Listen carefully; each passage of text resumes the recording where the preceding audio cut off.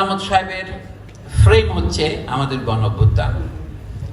আপনারা চিন্তা করতে পারেন এই গণ অভ্যুত্থানের সঙ্গে 2024 সনের জুলাই আগস্টের গণ অভ্যুত্থানের সঙ্গে আবুল মনসুর আহমদের রাষ্ট্রচিন্তার কোনো সম্পর্ক কি আসলে আছে, নাকি এটা আবুল মনসুর আহমদ স্মৃতি সংসদ থেকে আরোপ করা হয়েছে?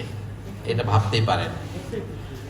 আবুল মনসুর আহমদের আরেকটা পরিচয় আছে যে তিনি অসাধারণ স্মৃতিকথা লিখেছেন। আমাদের দেশে বড় রাজনীতিবিদ যারা ছিলেন, যেমন শের বাংলা একে ফজলুল হক, তিনি আত্মজীবনী লিখে যাননি, অনেক দীর্ঘ জীবন লাভ করেছিলেন। মৌলানা ভাসানী অনেক দীর্ঘ জীবন লাভ করেছিলেন। তাদের বক্তৃতা, বিবৃতি এবং সংবাদপত্রে, তাদের পত্রিকায় প্রকাশিত যাকে বলা হয় বক্তৃতার বিবরণী থেকে তাদের জীবন কাহিনী আমাদেরকে সংকলন করতে হবে। কিন্তু আবুল মনসুর আহমদ যে অসাধারণ একটা আত্মজীবনী প্রকাশ করেছেন, আমি বলবো আত্মজীবনী কিন্তু 2 খণ্ডে। উনি নিজেই লিখেছেন তিনি ব্যক্তিগত জীবন কাহিনীটা আগে প্রকাশ করেননি, তার রাজনৈতিক জীবনের কাহিনী যেটাকে আমরা বলি স্মৃতিকথা, সেটা 1968 সনে তিনি প্রকাশ করেন। এটা লিখতে তিনি শুরু করেছিলেন আইয়ুব খান 1958 সনে ক্ষমতায় আসার পর এদেশের রাজনীতিবিদদের অনেকেই কারারুদ্ধ করেছিলেন। আবুল মনসুর আহমদ ছিলেন তাদের একজন। আপনারা জানেন তিনি 50-এর দশকে 1954 সনের নির্বাচনের পর যে বাংলাদেশের কিছু কিছু মানুষ পাকিস্তানের মন্ত্রিসভায় জায়গা পেয়েছিলেন, সরওয়ার্দী সাহেব প্রধানমন্ত্রী হয়েছিলেন, সেই মন্ত্রিসভায় আবুল মনসুর আহমদ ছিলেন শিল্প বিষয়ক মন্ত্রী।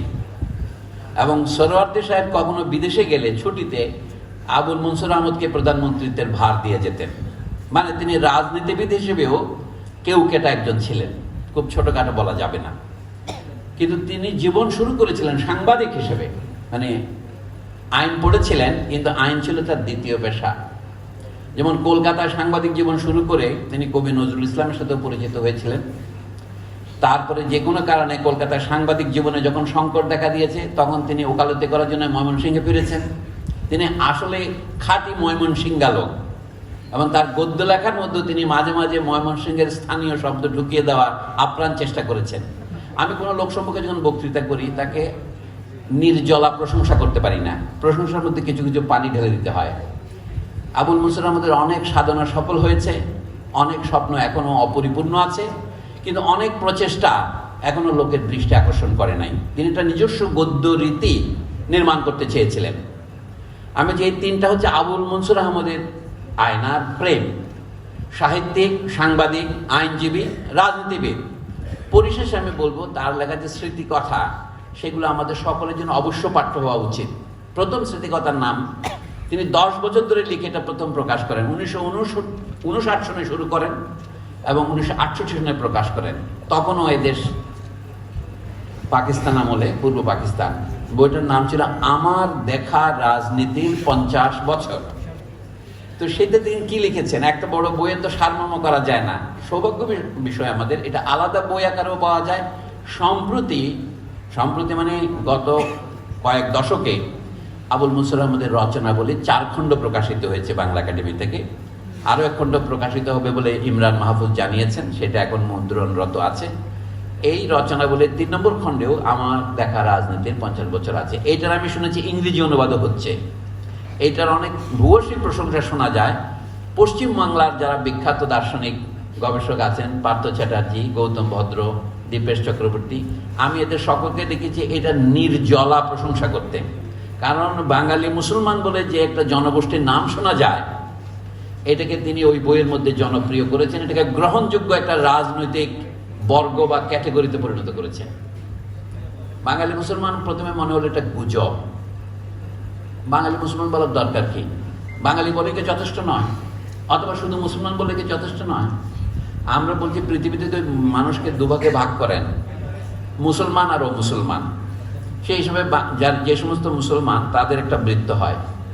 আর বাঙালি এবং অবাঙালি করলে কিছু মানুষ বাঙালি, কিছু মানুষ অবাঙালি। পৃথিবীর মানুষকে 2 ভাগে ভাগ করতে পারেন, যারা তাজমহল দেখেছে আর যারা তাজমহল দেখে নাই। বিল ক্লিন্টন বলেছিলেন না, মানুষকে নানাভাবে ভাগ করা যায়। তো যারা যুগপৎ বাঙালি এবং মুসলমান, তাদেরকে বাঙালি মুসলমান বলা হয়। 1971-এর মুক্তিযুদ্ধের পর আমাদের মধ্যে এমন একটা চল হয়েছিল যে বাঙালি বললে তো যথেষ্ট, মুসলমান কথা বলাটা তখন খুব একটা উপাধিও ছিল না, অন্তত কয়েক বছর, 75 পর্যন্ত। এই জিনিসগুলো আপনারা সকলেই জানেন, আমি পুনরাবৃত্তি করছি না। আবুল মনসুর আহমদের বইটার মধ্যে দেখা গেল কেন বাঙালি মুসলমানেরা পাকিস্তানের পক্ষে গিয়েছিল। তার জীবনীটা আপনারা একটা করে দেখলেই বুঝতে পারবেন। বাংলাদেশ হওয়ার পর আমাদের অনেকের মনে হয়েছিল যে পাকিস্তান হওয়াটা একটা ভুল হয়েছিল। নিঃসন্দেহে আমাদের উপাচার্য মহোদয় যেমন বলেন আমাদের অভিজ্ঞতা নাই বলে আমরা কিছু ভুল করছি, সেরকম কোনো কিছু ভুল হয় না এটা বলার উদ্দেশ্য নয়। কিন্তু মোটা দাগে যদি বলি, বাঙালি মুসলমানরা যে পাকিস্তানে যোগ দিয়েছিলেন তার ভুলটা কোথায় এবং তার শুদ্ধটা কোথায় এটা তো দেখাতে হবে। আবুল মনসুর আহমদ সেই কাজটা করেছেন। যারা জিনিসটা বুঝতে চান, এই বইয়ের নাম হতে পারত পাকিস্তান প্রতিষ্ঠা, এবং পাকিস্তান প্রতিষ্ঠিত হওয়ার পর বঞ্চনার ইতিবৃত্ত। বাঙালি মুসলমান কি আশা করেছিল? আশা করেছিল যে এদেশে অধ্যাপক কামাল উদ্দিন ঠিকই বলেছেন যে ব্রিটিশ শাসনের শেষ 100 বছর, বা বলতে গেলে 90 বছর, অর্থাৎ রানী ভিক্টোরিয়া যখন আমাদের মা হয়ে আসলেন তখন থেকে আমরা যে শাসন ব্যবস্থা পেলাম, সেইটার বিরুদ্ধে সংগ্রামটা কিসের ছিল? একটা জাতি বা জনগোষ্ঠী আকারে আত্মনিয়ন্ত্রণের অধিকার চেয়েছিলাম। সকলে মনে করেন ভারতবর্ষ এক জাতি। ভারতবর্ষ যে এক জাতি নয় তার দুইটা প্রমাণ আপনারা নগদ দেখতে পারেন।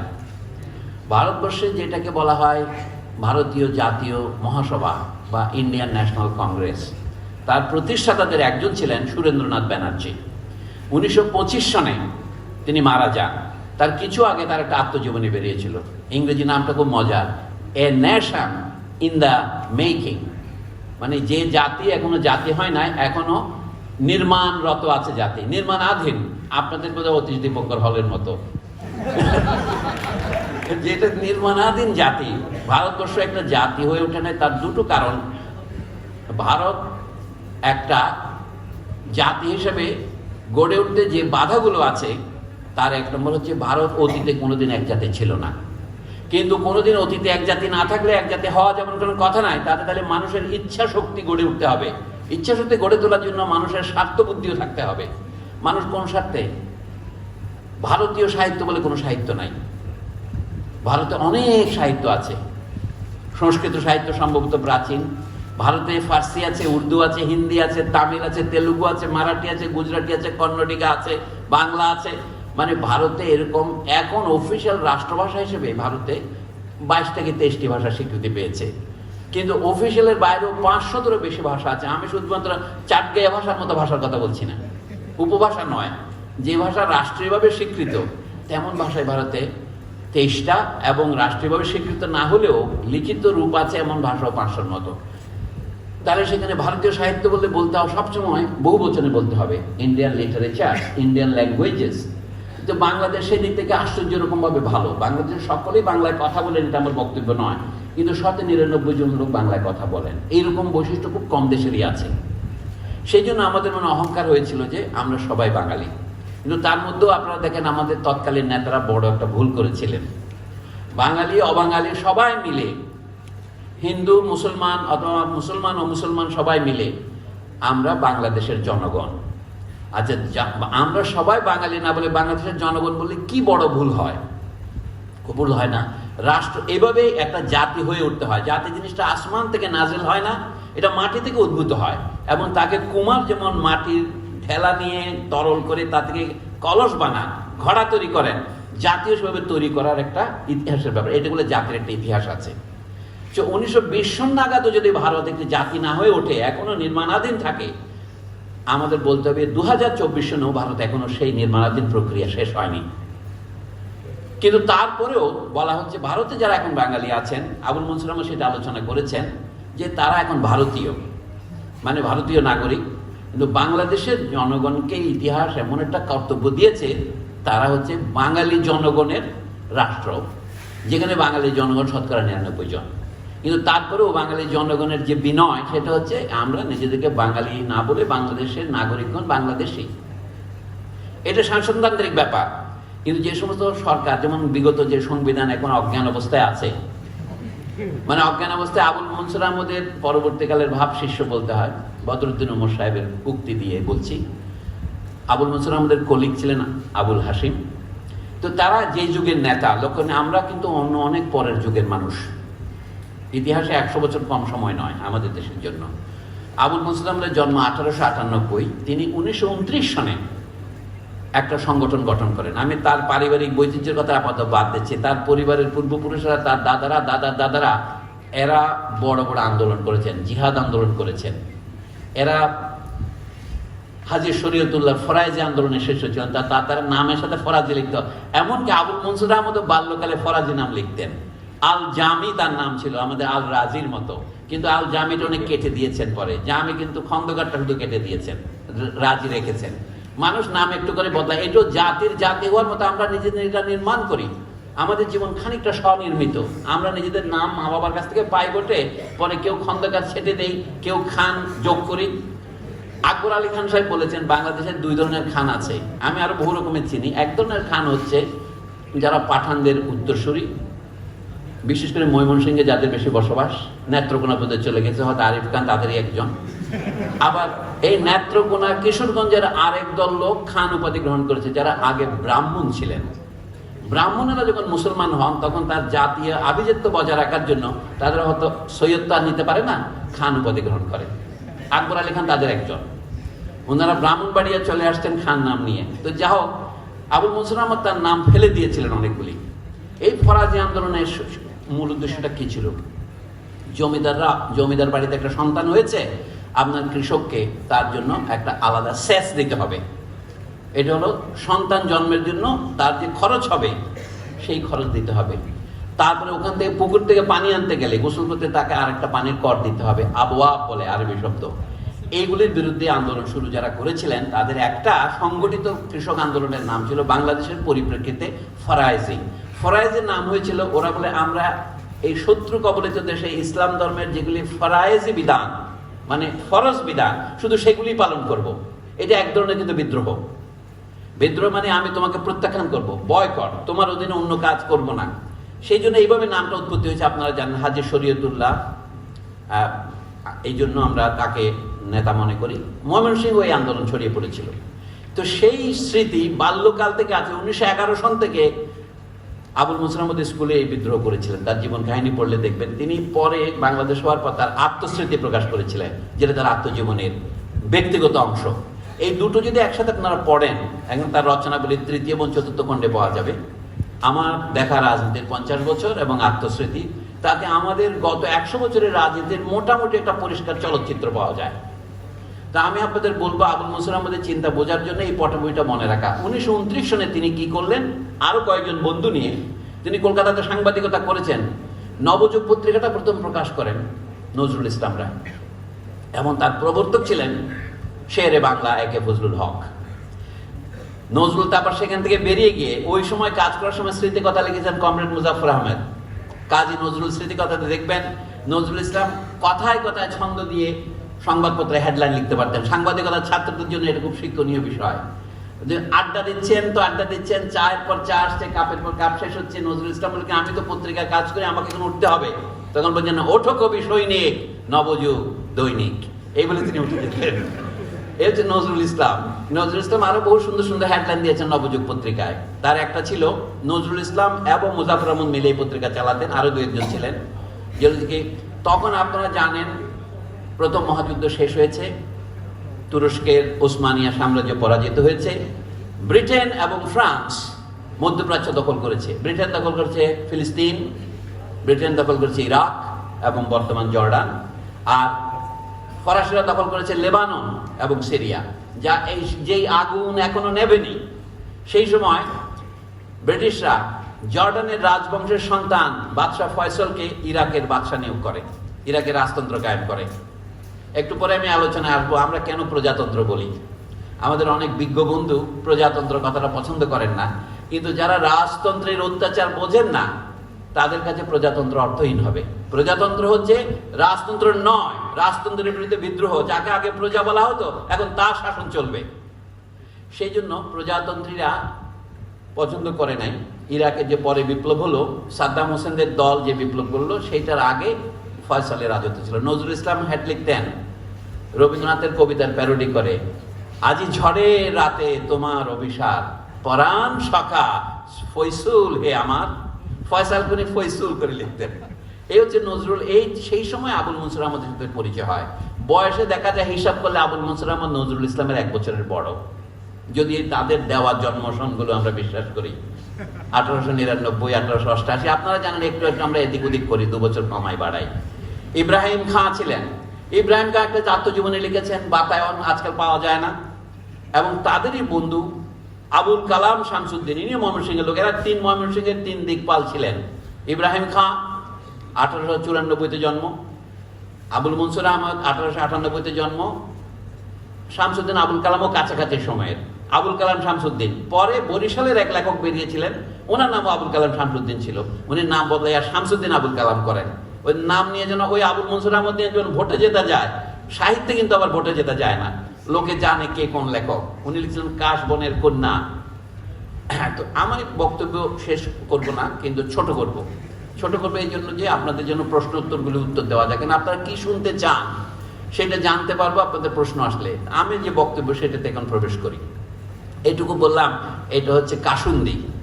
এখন মূল আচারে আসি। মূল আচারটা হচ্ছে, বাংলাদেশের সংবিধান যখন রচিত হলো সেই সময় আবুল মনসুর আহমদ অনেকগুলো আপত্তি করেছিলেন। সেটা আপনারা দেখতে পাবেন আমার দেখা রাজনীতির 50 বছরের পরবর্তী সংস্করণে তিনি সেটা যোগ করেছেন। এটা আমাদের সকলের জন্য পাঠ্যপুস্তক হতে পারে। সেখানে তিনি কি কি আপত্তিগুলি উত্থাপন করেছিলেন, এখন দেখেন সবগুলো গণঅভ্যুত্থানের পরে অনেক বেশি প্রাসঙ্গিক মনে হচ্ছে। কারণ তখন আমরা আগে পড়েছি, বুঝতে পারি না এটা কেন সমালোচনা। উদাহরণ দেই, এটা বোঝার একটা উদ্বোধে। এইখানে অধ্যাপক ছিলেন আনিসুজ্জামান, বাংলা বিভাগের জনপ্রিয় অধ্যাপক এবং অত্যন্ত সুবক্তা, সুলেখক, কোনো সন্দেহ নাই। তাহলে তিনি আবুল মনসুর আহমদের সংবিধান ভাবনা নিয়ে কি সমালোচনা করেছেন সেটা যদি আপনারা পড়েন, তাহলে আবুল মনসুর আহমদের ভাবনাটা ভালো বুঝতে পারবেন।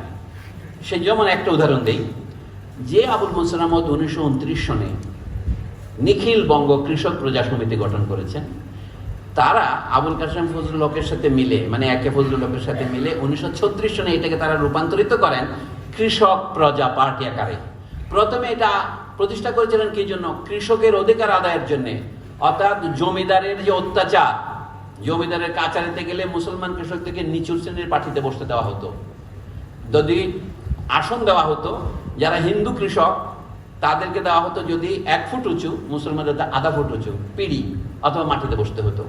আবুল মনসুর অল্প বয়সে, বয়স 13 বছর, 1911 সনের কথা, তখন তিনি প্রতিবাদ করেছিলেন। যেমন মুসলমান কৃষক অনেক বড়, 80 বছর বয়স্ক, তাকে ছোট হিন্দু জমিদারের কর্মচারী বলকে তুই তোকারি করত।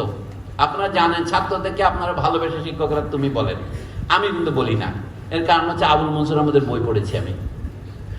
অর্থাৎ তুই বলার মধ্যে ভালোবাসা আছে, কিন্তু এর মধ্যে তোকারির মধ্যে অবজ্ঞাও আছে।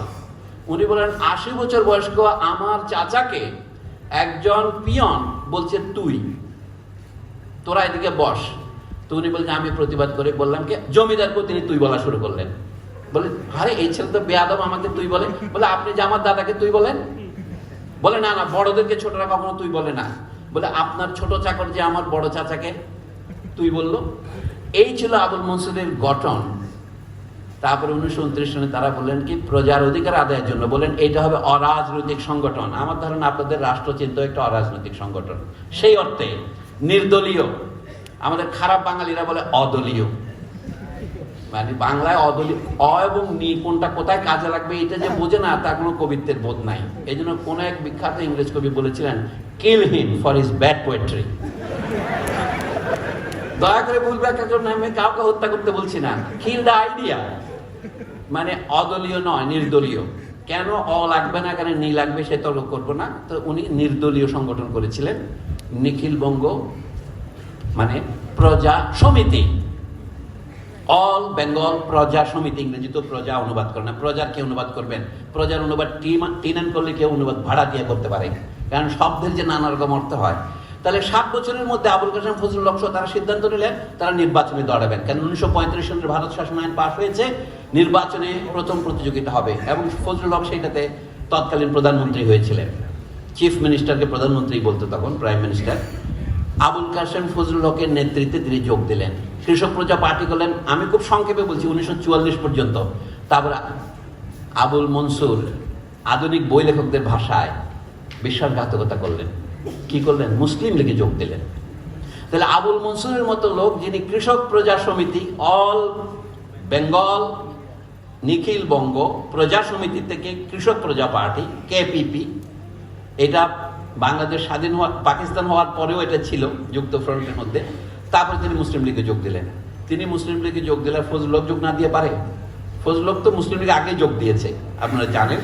লাহোর প্রস্তাব উত্থাপন করানো হয়েছে ফজলুল হককে দিয়ে, ইত্যাদি। এই কাহিনীতে বলছি, এই হচ্ছে বাঙালি মুসলমানদের রাষ্ট্র প্রতিষ্ঠার পিছনের ইতিহাস। অধ্যাপক আনিসুজ্জামান একটা প্রবন্ধ লিখেছেন, আপনারা দেখেন যে বইটা আমি যে সঙ্গে নিয়ে আসছি, এই জন্য আমি যদি না পড়ি আপনারা বিশ্বাস করবেন না আনিসুজ্জামানের মতো লোক এরকম লিখতে পারে। এবং এটা আবার ইমরান মাহবুব সাহেব ভালো করে ছাপিয়েও দিয়েছেন। আল্লাহ তাকে অনেক রাষ্ট্রচিন্তার বরকত দান করুন। আচ্ছা, দেখছি কি উনি বলছেন কি, আবুল মনসুর আহমদ বলছেন বাংলাদেশ যে স্বাধীন হয়েছে 1971 সনে, এটার বীজ বপন করা ছিল 1947 সনে। 1947 সনে আমরা যা চেয়েছিলাম তা পাইনি। আমরা পুরা বাংলাদেশ চেয়েছিলাম এবং আসাম চেয়েছিলাম, কিন্তু ব্রিটিশদের হাতে যেহেতু সভাপতিত্বের ভার ছিল, তারা আম্পায়ার ছিল, তারা দেখেন 1905 সনে যেটা নতুন প্রদেশ ইংরেজরা তৈরি করেছিলেন, বুঝলাম তাদের কূটবুদ্ধি এবং প্রশাসনিক প্রয়োজনের যে অজুহাত, সেটা সত্য ধরে নিয়ে বললাম পূর্ববঙ্গ ও আসাম প্রদেশ করেছিল, তাদের ঢাকা রাজধানী হয়েছিল। ঢাকা এর আগে সপ্তদশ শতাব্দীতে মুঘলদের রাজধানী ছিল। এটা অষ্টাদশ শতাব্দীর শুরুতে মুর্শিদ কুলি খান নিয়ে যান মুর্শিদাবাদে, ইংরেজরা তারপরে নিয়ে যান 1772 সনে কলকাতায়, ইত্যাদি। আপনারা সব কাহিনী জানেন। তা ঢাকায় 1905 সনে আবার রাজধানী আসলো, তার পটভূমি করলো আসামকেও। এইটা পশ্চিমবঙ্গের বন্ধুরা মেনে নিলেন না। তো তারা এটা, এই জন্য তাদের ভাষাটা লক্ষ্য করেন, এর নাম কি, বঙ্গভঙ্গ বিরোধী আন্দোলন। কিন্তু আমরা বাঙালিরা সবকিছু সংক্ষিপ্ত করে বলি বঙ্গভঙ্গ আন্দোলন। আসলে এটা বঙ্গভঙ্গ বিরোধী আন্দোলনের সংক্ষিপ্ত রূপ হচ্ছে বঙ্গভঙ্গ আন্দোলন, পার্টিশন অফ বেঙ্গল। আচ্ছা, আপনি ক্ষণিকের জন্য পূর্ববঙ্গের চশমাটা পরে দেখুন তো ঘটনার দিকে। ভাই গিরিশচন্দ্র সেন, যার বাড়ি ছিল নরসিংদী, উনি কিভাবে দেখেছিলেন? উনি বলেন পূর্ব বাংলার দিক থেকে দেখলে মনে হয় এটা মোটেও বঙ্গভঙ্গ নয়, কি এটা নতুন একটি প্রদেশ সৃষ্টি, নতুন একটা রাষ্ট্র সৃষ্টি, যার রাজধানী হবে পূর্ববঙ্গের শহর ঢাকা। এখন নতুন প্রত্নতাত্ত্বিক খনন কার্যে যে ফলাফল পাওয়া যাচ্ছে, খবরে প্রকাশ, ঢাকা শহরের বয়স 400 বছর নয়। আমরা মনে হচ্ছেন ঢাকা বোধ 400 বছর আগে তৈরি হয়েছে। এর আগে সোনারগাঁ ছিল, এর আগে সাভার ছিল, রাজা হরিশ্চন্দ্রের রাজধানী, পানাম ছিল আপনার মুঘলদের আগের, মানে ফখরুদ্দিন মোবারকের সাথে রাজধানী। তার আগেও ঢাকা যে একটা প্রতিষ্ঠিত শহর ছিল, তার ভিতরে পাওয়া মাটির নিচের তৈজসপত্র, তার কার্বন পরীক্ষা করে দেখা যাচ্ছে, কার্বন 14 পরীক্ষা দেখা যাচ্ছে এর বয়স 2500 বছরের কম নয়। তার মানে এখানে আগেও জনবসতি ছিল। এই বিষয়ে প্রতিযোগিতা করতে পারে ঢাকার সাথে একমাত্র বাংলাদেশের চট্টগ্রাম শহর, মানে প্রাচীনতার দিক থেকে, বুঝতে পারছেন? তাহলে ঢাকা প্রাচীন শহর, চট্টগ্রাম ছিল তখন ইস্ট বেঙ্গল রেলওয়ের হেডকোয়ার্টার। এটা ছিল পূর্ববঙ্গ প্রদেশ করার একটা ফল। তো সেটা যখন রোধ হলো, পশ্চিমবঙ্গের দিক থেকে যারা দেখেন তারা এটাকে বঙ্গভঙ্গ বলেন। পূর্ববঙ্গের দৃষ্টিকোণ থেকে যদি কেউ দেখেন, এটাকে আমরা বলি পয়েন্ট অফ ভিউ। এই যে আপনাদের প্রেক্ষাপট, প্রেক্ষা মানে দেখা, দেখার পটভূমিতে এটা নতুন দেশ সৃষ্টি হতে পারে। কিন্তু সেটা 6 বছরের আন্দোলনের মাধ্যমে সেটা ইংরেজিতে বলে আনসেটেলড সেটেলড ফ্যাক্ট। আমাদের সুরেন্দ্রনাথ ব্যানার্জি, যার নাম আগে নিয়েছে, তিনি বলেছিলেন we shall unsettle the settle fact. Settle ফ্যাক্টটাকে বলেছিলেন George Nathaniel Curzon, Lord Curzon. এই কাহিনীটা হচ্ছে পূর্ববঙ্গের রাষ্ট্র প্রতিষ্ঠার বিষয়। আপনি যদি একটা দালান নির্মাণ করতে চান 14 তলা, আপনার তার ফাউন্ডেশন কত দিতে হবে? আপনার তো ইঞ্জিনিয়ার হওয়া লাগবে না এটা বোঝার জন্য। আপনার ডিপার ফাউন্ডেশন না হলে আপনার হায়ার অল্টিটিউড করতে পারবেন না। এখন আনিসুজ্জামান সাহেবের কথা শুনলে আপনাদের মানে ভীম ধরে যাবে। আমি তার লেখা থেকে পড়ছি। উনি বলছেন, অন্যত্র আমি তার এই দৃষ্টিভঙ্গির সমালোচনা করেছি, তার মানে আবুল মনসুর আহমদের। আনিসুজ্জামান থেকে বলছি, আমার বক্তব্যের সার কথা এই, লাহোর প্রস্তাবে, মানে 1940 সনে যে লাহোর প্রস্তাব উত্থাপিত করার উঠেছিল, মানে 23শে মার্চ, সেই কথাটি বলছে, লাহোর প্রস্তাবে যে পূর্ব পাকিস্তানের কল্পনা করা হয়েছিল তার মানচিত্র আর 1971 খ্রিস্টাব্দের মানচিত্র এক নয়। এটা তো স্কুল শিশুও জানে। আনিসুজ্জামান বলছেন 1947 থেকে 1971 খ্রিস্টাব্দ পর্যন্ত পাকিস্তানে, বিশেষত পূর্ব পাকিস্তানে রাজনৈতিক আন্দোলনের যে ধারাবাহিকতা ছিল, সেই ধারাবাহিকতায় সংগঠিত হয়েছিল বাংলাদেশের মুক্তিযুদ্ধ। এই মুক্তিযুদ্ধের বীজ উক্ত হয়েছিল, রোপণ করা হয়েছিল 1952 খ্রিস্টাব্দের ভাষা আন্দোলনে, 1940 খ্রিস্টাব্দের লাহোর প্রস্তাবে নয়, পাকিস্তানের অভ্যুদয়ে নয়, বরং তার বিলয়ের মধ্যেই বাংলাদেশের আবির্ভাব লক্ষ্য করা সমীচীন। উদ্ধৃতি শেষ। আনিসুজ্জামান বলছেন।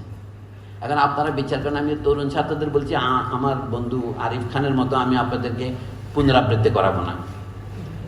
লেখাপড়া মানে মুখস্থ করা নয়, অথবা অঙ্গীকার করা নয় যেটা আগামীকাল থেকে পালন করবো না। আমরা সকলেই বৈষম্য করবো, ও বলছে বৈষম্য করবো না। তার চেয়ে বরং যেটা ভেবে দেখেন, বিশ্ববিদ্যালয়ে পড়াশোনার উদ্দেশ্য মুখস্থ করা নয়, চিন্তা করা।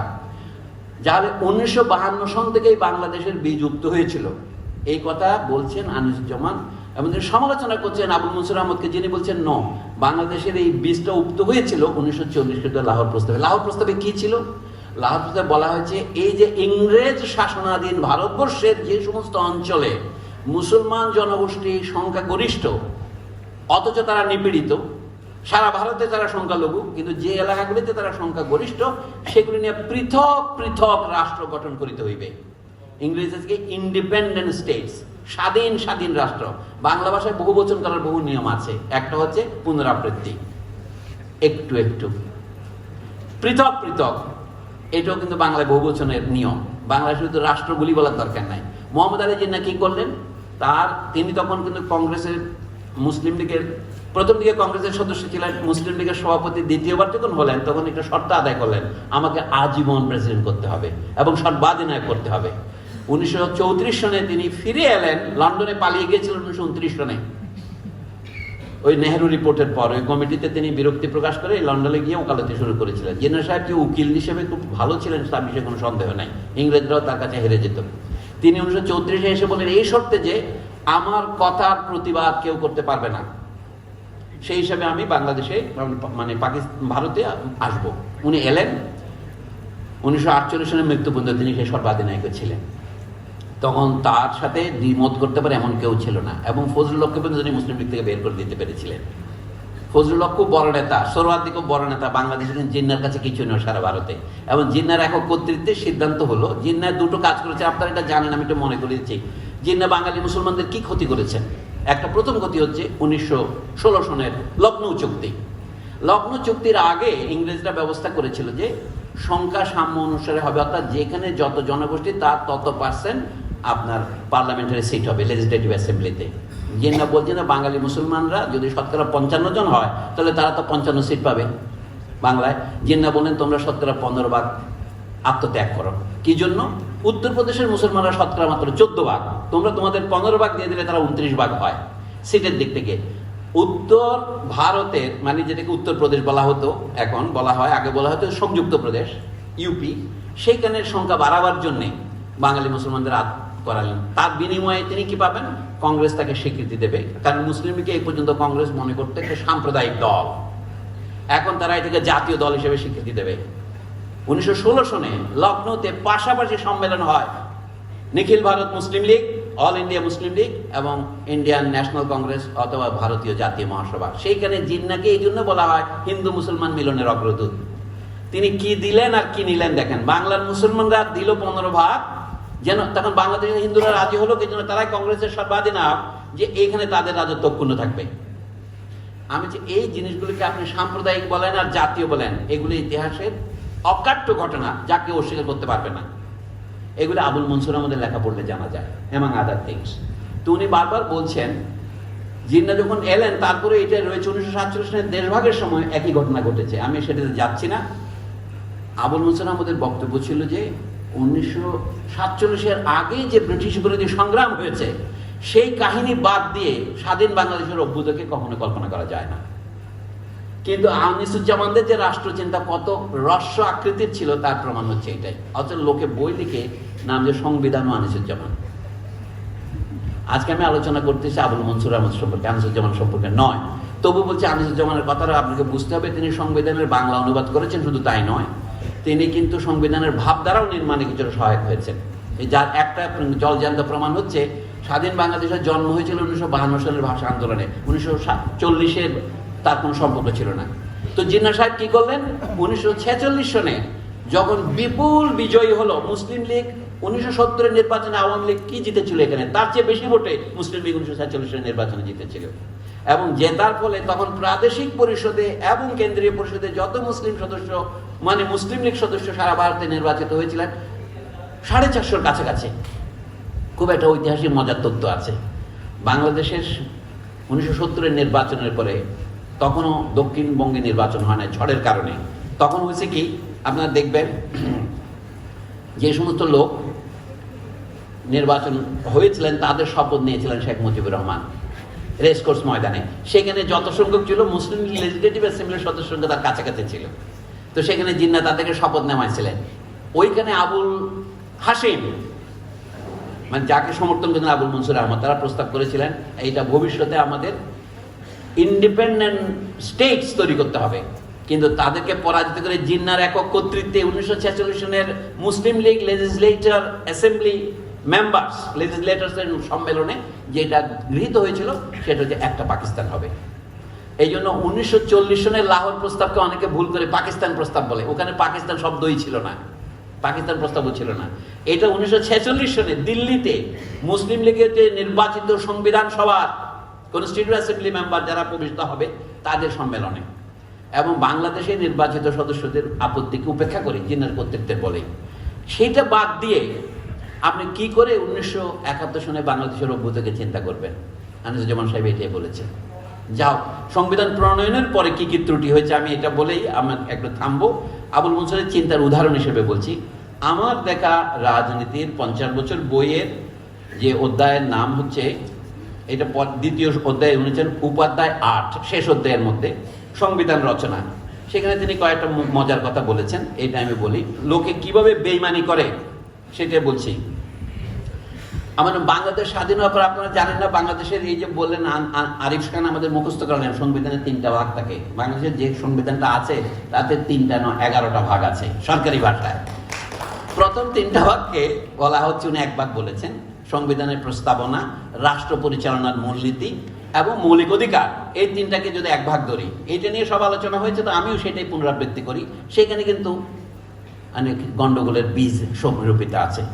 সারা পৃথিবীতে যে সমস্ত অধিকার মৌলিক অধিকার হিসেবে স্বীকৃত, বাংলাদেশের 72-এর সংবিধানে তার সবগুলিকে অস্বীকার করা হয়েছে, সেগুলিকে নিয়ে যাওয়া হয়েছে দ্বিতীয় ভাগে। দ্বিতীয় ভাগে বলেছে রাষ্ট্র পরিচালনার মূলনীতি। যেমন ধরেন শিক্ষা একটি অধিকার, স্বাস্থ্য একটি অধিকার, এগুলি কিন্তু আপনি দাবি করার জন্য কোর্টে যেতে পারবেন না, কারণ এগুলি রাষ্ট্র পরিচালনার মূলনীতিতে আছে। বলা হয়েছে এগুলি আদালতে দাবি করা যাবে না, এগুলি জুডিশিয়ালি এনফোর্সেবল নয়। অথচ 1966 সনে জাতিসংঘ সার্বজনীন মানবাধিকারের ঘোষণাকে জুডিশিয়ালি এনফোর্সেবল করার জন্য 2টি কোভনেন্ট রচনা করে। একটা নাম হচ্ছে কোভনেন্ট, ইন্টারন্যাশনাল কোভনেন্ট, মানে আন্তর্জাতিক চুক্তি। কোভনেন্টের সহজ অনুবাদ হচ্ছে চুক্তি on civil and political rights, নাগরিক এবং রাজনৈতিক অধিকার। আর দ্বিতীয়টার নাম একই বছরে পাশ হয়, International Covenant on Economic, Social and Cultural Rights, অর্থনৈতিক, সামাজিক এবং সাংস্কৃতিক অধিকার। তার মানে ওই কোভনেন্টে যারা স্বাক্ষর করবে এটা জুডিশিয়ালি এনফোর্সেবল হবে। পাকিস্তান করেছিল, বাংলাদেশ দেয়ারফর করেছে, সুতরাং এটা জুডিশিয়ালি এনফোর্সেবল। কিন্তু বাংলাদেশের সংবিধান সেটাকে নাকচ করে দিয়েছে। এখন যদি মামলা হয় তাহলে এটা কোনটা টিকবে? আন্তর্জাতিক বিধানে যেটা বাংলাদেশ সদস্য হয়েছে সেটাকে বাংলাদেশ যদি বাতিল না করে তাহলে এটা জুডিশিয়ালি এনফোর্সেবল হবে, এখানে সংবিধানকে ওভাররাইট করা যাবে। কিন্তু বাংলাদেশে এটা করার কারো সাহস নাই। যেমন ধরেন শিক্ষা একটা অধিকার বলছি, তাহলে শিক্ষা অধিকার হলে আমাকে পয়সা দিয়ে তো আমি শিক্ষা কিনবো না, শিক্ষা তো পণ্য নয়। আরো প্রশ্ন আছে, কত বছর শিক্ষা অধিকার? আমি এই প্রশ্নে যাচ্ছি না, আমাদের সংবিধানের মূল ত্রুটির মধ্যে এটা একটা ত্রুটি। আরিফ খান সাহেবের বক্তৃতা আমি পত্রিকায় পড়েছি, সেখানে উনি লিখছেন 72-এর সংবিধানের সমালোচক যত বেশি, মানে প্রশংসাকারী তত বেশি নয়। আমি যেখানে প্রশংসা করার দরকার সেখানে প্রশংসা করব, যেখানে নিন্দা করার দরকার। 72 সংবিধানের সবচেয়ে বড় মিথ্যাটা কি সেটা বলছি। তার প্রিয়াম্বলের মধ্যে কোথাও লেখে নাই যে আমরা এই রাষ্ট্র প্রতিষ্ঠা করছি পাকিস্তানের বিরুদ্ধে বিদ্রোহ করে। 1971-এর 10 এপ্রিলের যে ঘোষণা, সেটা যদি প্রিয়াম্বলে দেওয়া হয় তাহলে বলা হবে 3টা লক্ষ্যকে সামনে রেখে আমরা বাংলাদেশের সংবিধান প্রণয়ন করছি। বাংলাদেশের জনগণের মধ্যে আমরা সমতা বিধান করব, সাম্য প্রতিষ্ঠা করব, বাংলাদেশের জনগণের মানবিক মর্যাদা সর্বদা সমুন্নত রাখব, এবং বাংলাদেশের জনগণের মধ্যে সামাজিক ন্যায় বিচার বা সুবিচার বা ইনসাফ সমুন্নত রাখবো, প্রতিষ্ঠা করব, কায়েম করব। এইটাকে পাশ কাটিয়ে তারা বললেন কি, তারা অদ্ভুত কতগুলো জিনিস বললেন। সেগুলি কি? বাংলাদেশের রাজনীতির মূল লক্ষ্য হবে চারটা: গণতন্ত্র, সমাজতন্ত্র, ধর্মনিরপেক্ষতা, জাতীয়তাবাদ। এগুলো সব অনুবাদ কিন্তু অন্য কোনো ডকুমেন্টে নাই। কোন ডকুমেন্টে নাই? আওয়ামী লীগের 6 দফা দেখেন, তাতে এই কথা নাই, কারণ আওয়ামী লীগের 6 দফা তো পাকিস্তানের পরিপ্রেক্ষিতে রচিত। ছাত্র সমাজের যে 11 দফা, যেটা নির্বাচনের ম্যান্ডেট হিসেবে দাবি করা হয়েছে, 6 দফা 11 দফা বাস্তবায়নের লক্ষ্যে আওয়ামী লীগকে জয়ী করুন, সেখানেও কিন্তু শুধু লেখা আছে পাট প্রভৃতি প্রধান শিল্প জাতীয়করণ করিতে হইবে। সমস্ত লেখা সাহস পায় নাই।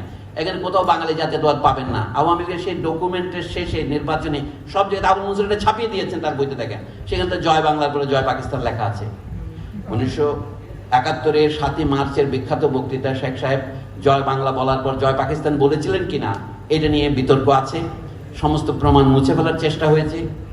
আওয়ামী লীগের সর্বশেষ শেখ হাসিনার মন্ত্রিসভার উপপ্রধানমন্ত্রী মর্যাদার মতো যোগ্য লোক, মুক্তিবাহিনীর উপ অধিনায়ক সর্বাধিনায়ক আবুল কাশেম খন্দকার, বোধন একে খন্দকার, আব্দুল করিম খন্দকার, উনি যে বইতে এটা লিখেছিলেন সেই বই বাজার থেকে প্রত্যাহার করতে বাধ্য করা হয়েছে।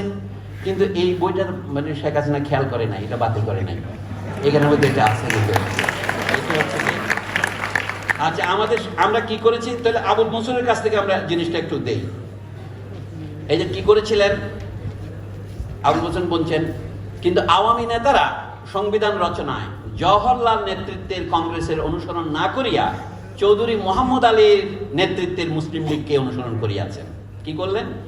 এটা করিয়া আওয়ামী লীগ নেতৃত্ব 1972 সনে সংবিধানের প্রস্তাবনায় মুসলিম লীগের মতোই ভুল তথ্য পরিবেশন করিয়াছেন।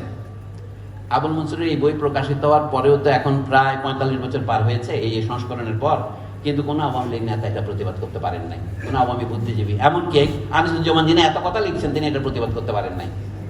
যেমন পাকিস্তানের 2টি সংবিধানের এই প্রস্তাবনায় বলা হইয়াছে, 1956 এবং 1962। এখন অনেকে বলছেন বাংলাদেশকে সেকেন্ড রিপাবলিক বলবো কিনা। পাকিস্তান তো সেকেন্ড রিপাবলিক বলেছে, কাজে এটা বড় ব্যাপার নয়। ফ্রান্স এখন 5টা রিপাবলিক করেছে বিপ্লবের পর থেকেই। কাজে এইগুলো হচ্ছে জুজু, জনগণকে ভয় দেখানো। বাংলাদেশের বলছেন পাকিস্তানের 2টি সংবিধানের এই প্রস্তাবনায় বলা হইয়াছে, উদ্ধৃতি সংবিধানে লেখা আছে পাকিস্তানে এটা 1956-তেও 1962-তেও। পাকিস্তানের প্রতিষ্ঠাতা কায়েদে আজম মোহাম্মদ আলী জিন্না পাকিস্তানকে ইসলামী গণতান্ত্রিক রাষ্ট্র করিতে চাহিয়াছিলেন। উদ্ধৃতি শেষ। আবুল মনসুর আহমদ বলছেন কথাটা সত্য নয়। কায়েদে আজম তার গণপরিষদ উদ্বোধনী ভাষণে সুস্পষ্ট ভাষায় বলিয়াছেন, উদ্ধৃতি, রাষ্ট্রীয় ব্যাপারের সহিত ধর্মের কোনো সম্পর্ক নাই। উদ্ধৃতি শেষ।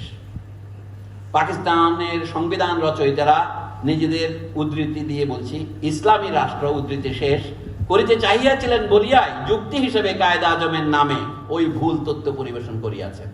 আর তাদের উচিত ছিল কি বলা, কায়েদে আজম যাহা বলেছিলেন তাহা সঠিক নহে, আমরা মানি না, আমরা এটাকে ইসলামী রাষ্ট্র করিতে চাই। তা না করে তারা যে ভুল এবং মিথ্যার আশ্রয় নিলেন, এটা কি ইসলাম সম্মত হলো? এটা জিজ্ঞাসা। আচ্ছা, আওয়ামী লীগ একই কাজ করেছে 1972-এ। আমি আবার আবুল মনসুর আহমদের লেখা থেকে পড়ে শোনাচ্ছি। আমাদের সংবিধান রচয়িতারাও 1972 সনে তাই করিয়াছেন। প্রস্তাবনায় তারাও বলিয়াছেন, উদ্ধৃতি, জাতীয়তাবাদ, সমাজতন্ত্র, গণতন্ত্র ও ধর্ম নিরপেক্ষতার মহান আদর্শই আমাদের বীর জনগণকে জাতীয় মুক্তি সংগ্রামে আত্মনিয়োগ ও বীর শহীদ দিগকে প্রাণ উৎসর্গ করিতে উদ্বুদ্ধ করিয়াছিল। আবুল মনসুর বলছেন তথ্য হিসাবে কথাটা ঠিক না। এটা উনি ছিলেন প্রবীণ স্টেটসম্যান, তখন তার বয়স 70-এর কোঠায়, ওনার পক্ষে বলা সম্ভব ছিল।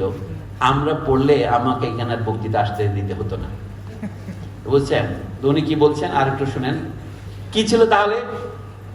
আওয়ামী লীগের 6 দফা ও সর্বদলীয় ছাত্র অ্যাকশন কমিটির 11 দফার দাবিতেই আমাদের মুক্তি সংগ্রাম শুরু হয়। এইসব দফার কোনোটিতেই ওইসব আদর্শের উল্লেখ ছিল না। ওই 2টি দফা ছাড়া আওয়ামী লীগের একটি ম্যানিফেস্টো ছিল, তাতে ওসব আদর্শের উল্লেখ নাই। বরঞ্চ ওই ম্যানিফেস্টোতে ব্যাংক, ইন্স্যুরেন্স, পাট ব্যবসা ও ভারী শিল্পকে জাতীয়করণের দাবি ছিল। ওই দফা ম্যানিফেস্টো লইয়াই আওয়ামী লীগ 70 সালের নির্বাচন লড়িয়াছিল এবং জিতিয়াছিল। এরপর মুক্তি সংগ্রামের আগে বা মুক্তি সংগ্রামের সময়ে জনগণ, মুক্তিযোদ্ধা ও শহীদদের পক্ষ হইতে আর কোনো দফা বা ম্যানিফেস্টো বাহির করার দরকার বা অবসর ছিল না। আমাদের সংবিধান রচয়িতারা নিজেদের ওই মহান আদর্শকে সংবিধানভুক্ত করিবার ইচ্ছা করিয়াছিলেন, তাই জনগণ ও মুক্তিযোদ্ধাদের নামে ওই ভুল তথ্য পরিবেশন করিয়াছে। এখানে আবুল মনসুর আমাদের একটু মৃদু সমালোচনা না করলেই নয়।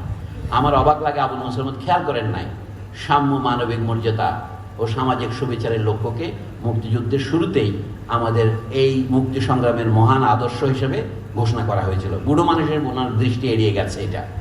তারপরে বলছি, রাজনৈতিক নেতারা নিজেদের মত আদর্শকে জনগণের মত বা ইচ্ছা বলিয়া চালাইয়াছেন বহুবার, বহু দেশে। সবসময় যে খারাপ হয়েছে তা নয়, আবার সবসময় তা ভালো হয় নাই।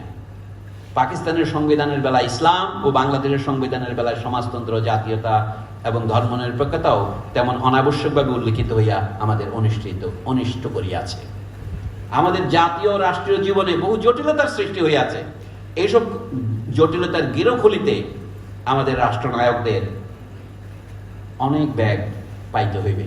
আমাদের ভবিষ্যতে বলতে হবে রাষ্ট্রনায়ক নায়িকাদের, তাই না? উনি তখন কোনো নারী কল্পনা করেন নাই, তাই নায়ক লিখেছেন। আচ্ছা, এবার শেষ করি আমি। পাকিস্তানের শাসনতান্ত্রিক সংবিধান রচনার সময় আমি বলিয়েছিলাম, এখানেও একটা ফুটনোট আকারে আরিফ খানের উপর মন্তব্য আছে। আমাদের অনেকে বলে এটাকে সংবিধান বলা ঠিক হবে না। সংবিধান একটা সংস্কৃত শব্দ, যেটা বাংলা ভাষায় আমরা সাদরে না হোক অনাদরে গ্রহণ করেছি, কিন্তু গ্রহণ তো করেছি। অনেক সময় হয় না, মা বাবার ইচ্ছায় বিয়ে হয়ে যায়, তো সবার স্বপ্ন বিয়ে ভাঙতে হবে কোনো কথা নাই। তা এটা যদি বউ ভালো হয় আপনি বিয়েতে থাকতে পারবেন। কিন্তু উনি বলছেন পাকিস্তানের শাসনতান্ত্রিক সংবিধান রচনার সময় আমি বলিয়াছিলাম, উদ্ধৃতি, পাকিস্তানে ইসলাম রক্ষার চেষ্টা না করিয়া গণতন্ত্র রক্ষার ব্যবস্থা করুন। গণতন্ত্রই ধর্মের গ্যারান্টি। আমাদের বন্ধুদের এখন এটা ভাববার অবকাশ আছে, কারণ আমরা অনেক সময় মনে করি, আমি এখন শেষ করবো বক্তৃতা, কেন বাংলাদেশের সংবিধান রচয়িতাকেও আমি বলিয়াছিলাম, ওনার কাছে ড্রাফট পাঠিয়েছিলেন শেখ মুজিবুর রহমান, যে আপনার মন্তব্য যা যা সংশোধন বলেন আমি তা করব। কিন্তু শেখ মুজিবুর রহমানের কথা রাখার কায়দা ছিল 70-100 একটা কথা উনি রাখেন নাই। 100 কথা রাখার দিয়ে তিনি 0 রেখেছিলেন। উনি বলছিলেন, আবুল মনসুর আহমদের উদ্ধৃতি, বাংলাদেশে সমাজবাদের কোনো বিপদ নাই, যত বিপদ গণতন্ত্রের।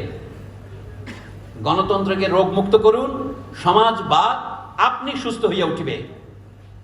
তারপরে বলছেন, পাকিস্তানের নেতাদের মতোই আমাদের নেতারাও এই বৃদ্ধের বচন শোনেন নাই।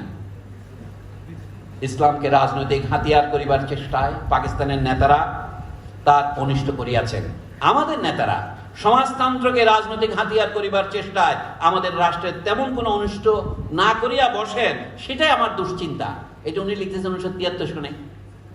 আমাদের নেতৃবৃন্দ ও তরুণদের মধ্যে এক শক্তিশালী গোষ্ঠী আছেন যারা মনে করেন গণতন্ত্র ও সমাজতন্ত্র একসঙ্গে চলিতে পারে না। পাকিস্তানের চিন্তা নায়কদের মধ্যে একটি শক্তিশালী গোষ্ঠী ছিলেন যারা বলিতেন ইসলাম ও গণতন্ত্র একসঙ্গে চলিতে পারে না। বাংলাদেশের কোন কোন নেতা প্রকাশ্যভাবে ঘোষণা করিয়াছেন, যদি গণতন্ত্র ও সমাজতন্ত্র একসাথে চলিতে নাই পারে, তবে আমরা গণতন্ত্র ছাড়িয়া সমাজতন্ত্র ধরিব। এইটাই শেখ মুজিব করেছিলেন বাকশাল নামে।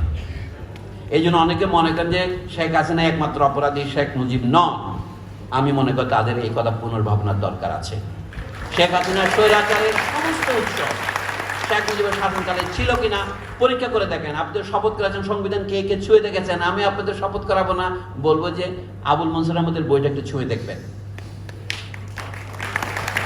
তাতে আপনি অনেক তথ্য পাবেন। হ্যাঁ, আবুল মনসুর আহমদের সাথে আমরা দ্বিমত করতে পারি, তার সব কথা একমত হওয়ার দরকার নাই, আপনারা প্রশ্ন করবেন। আমি শেষ কথা এটাই বলি, বাংলাদেশের সংবিধান যেটা এখন অজ্ঞান অবস্থায় আছে বদরুদ্দিন উমরের কথায়, সেইটাতে 7 নম্বর ধারা লেখা আছে যে বাংলাদেশের জনগণের সকল ক্ষমতার উৎস জনসাধারণ। আমি আপনাদের চিন্তা করার জন্য আরেকটা প্রশ্ন দিচ্ছি। হাতিয়ার বলতে পারেন, এটা ছুঁড়ে মারলে আমিও মারা যেতে পারি। আমরা যে বলি সকল ক্ষমতার উৎস জনগণ, এর মধ্যে একটা জোচ্চুরি আছে। ক্ষমতার উৎস জনগণ হবে কেন?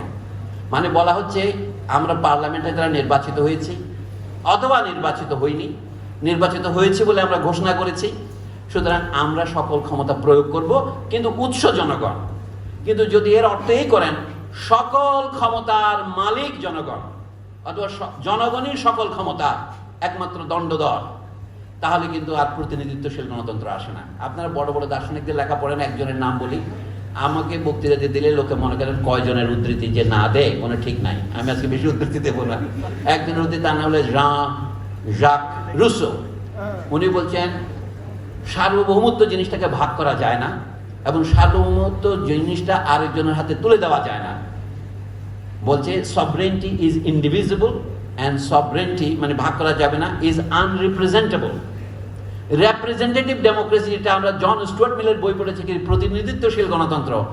রসুল মতে এটা গণতন্ত্রের উপর চরম ফাঁকি অন্যায়। এটাই হচ্ছে বাকশালের মূল মন্ত্র। প্রতিনিধিত্বশীল গণতন্ত্র কোনো গণতন্ত্রই নয়, কারণ জনগণ সব সময় নিজের ক্ষমতা নিজের হাতে রাখেন। উদাহরণ দিয়ে বলি, পাওয়ার অফ অ্যাটর্নি বলে একটা কথা আছে না? আপনি বিদেশে থাকেন, টাকা পাঠিয়েছেন আপনার আত্মীয়ের কাছে, তাকে পাওয়ার অফ অ্যাটর্নি দিয়েছেন, আপনার হয়ে তিনি সম্পত্তির দেখাশোনা করবেন, কিন্তু আপনি যে কোনো সময় এটা প্রত্যাহার করে নিতে পারেন। পাওয়ার অফ অ্যাটর্নির মালিক তো সম্পত্তির মালিক হয়ে যায় না, তিনি পরিচালক মাত্র। সরকার হচ্ছে পাওয়ার অফ অ্যাটর্নি পাওয়া একটা শক্তি। সে যে কোনো সময় দেখবেন আপনার সাথে বিশাল ঘাতকতা করেছে, আপনাকে সেটা কেড়ে নিতে হবে। তাহলে আমাদের ওই সাত দ্বারা হতে পারে সকল ক্ষমতার উৎস নয়, সকল ক্ষমতা জনগণের, এর যোগ করতে হবে। অর্থাৎ সে সব সময় এটা সংরক্ষণ করে। যেমন বই থেকে লেখা থাকে কপিরাইট, সকল এই গ্রন্থের লেখক কর্তৃক সকল সত্য সংরক্ষিত। আমরা যে জনগণ কর্তৃক সকল ক্ষমতা সংরক্ষিত। তবে সাময়িকভাবে তিনি কাউকে দায়িত্ব দিতে পারেন, যার নাম সরকার। সে যখন দায়িত্ব পালনে ব্যর্থ হয় বা দায়িত্ব পালনে অসমর্থ হয় অথবা দায়িত্ব পালনে বিশ্বাসঘাতকতা করে, তাহলে তাকে সরিয়ে দেওয়ার অধিকার যে কোনো মুহূর্তে রাখে। আপনি সরিয়ে দেওয়ার জন্য পরবর্তী নির্বাচন পর্যন্ত অপেক্ষা যখন করতে হয় তখন তা করব, যখন নির্বাচনই আর না থাকে তখন যে কোনো মুহূর্তে তাকে সরিয়ে দেওয়া যায়। এইটা হচ্ছে অভ্যুত্থানের বৈধতা নিয়ে অনেকে প্রশ্ন তোলে। হ্যাঁ, অভ্যুত্থানের বড় ক্ষমতা হচ্ছে জনগণকে একত্রিত হতে হবে, নাহলে আপনি অভ্যুত্থান করতে পারেন। যে কোনো অ্যাডভেঞ্চারাস লোক, তিনজন ডাকাত এসে একটা বন্দুক ধরে বলে কি আপনি ক্ষমতা থেকে নেমে যান, সেটা নয়। গণ অভ্যুত্থান প্রকৃতপক্ষেই জনগণের সম্মিলিত ক্ষমতার বহিঃপ্রকাশ সরাসরি। এটা হচ্ছে ডাইরেক্ট এক্সপ্রেশন। রুসো যে কথা বলেছিলেন, sovereignty is indivisible and not representable. কাজে রিপ্রেজেন্টেটিভ ডেমোক্রেসি এটা ব্রিটিশ ডেমোক্রেসি, এটা রাজতান্ত্রিক ডেমোক্রেসি। যারা রাজতন্ত্র মানে, জন স্টুয়ার্ট মিল কি রাজতন্ত্র উত্তর করতে বলেছিলেন? বলেন নাই তো। রাজতন্ত্র বজায় রেখে রাজার সাথে আপোষ করে ইংল্যান্ডের প্রজাতন্ত্র, এটাকে প্রজাতন্ত্র বলা যায় না। রাজতন্ত্রের মধ্যে পার্লামেন্ট তন্ত্র করেছেন, সেটা সপ্তদশ শতাব্দীর শেষে 1688-89 সনে, যেটাকে তারা গ্লোরিয়াস রেভলিউশন বলে, সেটা অনুসরণ করতে আমরা বাধ্য নই। এখন আমি আমার শেষ কথায় বলি, শেখ হাসিনার আমলে 7 দ্বারা একটা সংশোধনী করা হয়েছে। যে কেউ অবৈধভাবে ক্ষমতা দখল করতে চাইবে তাদের শাস্তি হবে সর্বোচ্চ মৃত্যুদণ্ড। সেটা অবশ্যই শেখ হাসিনার প্রাপ্য।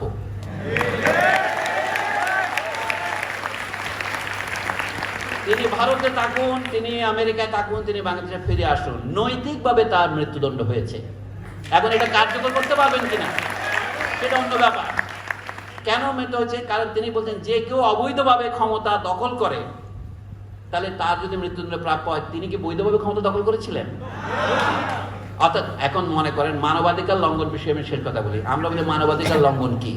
আপনি যদি কাউকে গুম করেন, খুন করেন, ক্রস ফায়ারে মারেন, কাউকে গান ফাইটে মারেন এবং কাউকে আয়নাঘরে বন্দি করে রাখেন এবং তাকে নির্যাতন করেন, যেটাকে বলা যেতে পারে ইংরেজি টর্চার শব্দের বাংলা কি করব, পাশবিক নির্যাতন ছাড়া তো শুধু নির্যাতন বলে যথেষ্ট হয় না, তাহলে সেইটা কি মানবাধিকার লঙ্ঘন। কিন্তু কাউ যদি আপনি বয়কট করে, অবরোধ করে, স্যাংশন দিয়ে, যেমন কিউবার বিরুদ্ধে আমেরিকা করেছে, সাদ্দাম হোসেনের সময়কালীন ইরাকের বিরুদ্ধে করেছে, যে তার আক্ষরিক করতে লক্ষ লক্ষ শিশু ওষুধের অভাবে, পুষ্টির অভাবে মারা গিয়েছে, সেটা কি মানবাধিকার লঙ্ঘন নয়? যে বর্তমান জাতিসংঘের সর্বাধিক নায়কেরা যে সমস্ত ঘটনা প্রকাশ করেছেন, universal declaration of human rights অথবা এই কোপনেট, এগুলিতে এর কোনো বিধান নাই, এটা মানবাধিকার লঙ্ঘন বিবেচিত হবে না। অথবা এখন যে আমরা বিদেশি পুঁজিকে দেশে অবাধ প্রবেশের জন্য এবং অবাধ দেশকে ত্যাগ করে চলে যাওয়ার জন্য যে নতুন আইন করেছি, যেটার নাম কি গ্লোবালাইজেশন, ওপেন মার্কেট অপারেশন, এই যেমন 1997 সনে দক্ষিণ পূর্ব এশিয়া, থাইল্যান্ড সহ যত বিদেশি পুঁজি ওদের দরকার নাই। যেমন কোরিয়াতে তখন সঞ্চয়ের হার, অর্থনীতিবিদরা জানেন, 15% বা 12% যদি আপনার বার্ষিক উপার্জনকে আপনি সঞ্চয় করেন, এটা অর্থনৈতিক উদ্যোগীতে রাষ্ট্রর ভাষায় টেক অফের যুগে 12.5% হয়। কিন্তু কোরিয়াতে সঞ্চয়ের হার ছিল তখন 30%। তার মানে তার কোনো বিদেশি পুঁজির দরকার ছিল না। আমেরিকানরা তবু সেখানে প্রবেশ করেছে, প্রবেশ করে সেখানে রিয়েল এস্টেট ইন্ডাস্ট্রির বুম হয়েছে। কিন্তু পরে যখন ওদের ওইখানে টান পড়েছে, সব পুঁজি চলে গেছে, এখানে আক্ষরিক করতে লক্ষ লক্ষ মানুষ বেকার হয়েছে। এদের মানবাধিকার লঙ্ঘিত হয়েছে, তার কোনো বিচার নাই। আমি এই জন্য বলছি, শেখ হাসিনা কিভাবে অবৈধভাবে ক্ষমতা দখল করেছে সেটা হয়তো আপনি বলবেন প্রচলিত কায়দায়, তিনি একটা বন্দুক ধরে প্রেসিডেন্টকে বলেন নাই যে আপনি চলে যান, কিন্তু তিনি যা করেছেন সেটা একই জিনিস। ওই মানবাধিকার লঙ্ঘন, শিশুকে হত্যা করা স্যাংশন দিয়ে, সেটা যেরকম মানবাধিকার লঙ্ঘন, এবং গুম খুন করা আবু গারায়েব কারাবারে ব্রিটিশ আর্মি, ফ্রেঞ্চ আর্মি, শুধু আমেরিকানরা নয়, উলঙ্গ করে বন্দীদেরকে পিটিয়েছে। 600-র মতো আফগান তালেবান যোদ্ধাকে গুয়ান্তানামো বেতে গিয়া পিটিয়ে হত্যা করেছে, মানে প্রায় তাদের মানবিকভাবে তাদের জীবনকে ধ্বংস করে দিয়েছে। সেটাকে মানবাধিকার লঙ্ঘন বলি আমরা, কিন্তু লক্ষ লক্ষ লোক যে না খেয়ে মেরেছে, এটাকে মানবাধিকার লঙ্ঘন করার মতো ক্ষমতা আমাদের থিওরির মধ্যে নাই। কাজে আমাদের থিওরির দিকেও আবার তাকাতে হবে, এবং বিশ্ববিদ্যালয়ের ছাত্র শিক্ষকরা যদি সেই থিওরির দিকে না তাকান, কে তাকাবে? এটা কি সাংবাদিকদের কাজ? আমি বলছি কিছু মনে করবেন না আপনারা, সাংবাদিকরা যদি কুকুর হন, আমরা হলাম গাধা। সাংবাদিকরা আমরা যা যা ভার বহন করি সেটাই চিৎকার করে বলেন। অতএব দয়া করুন, আসুন আমরা আরো বড় বড় গাধা হই। ধন্যবাদ।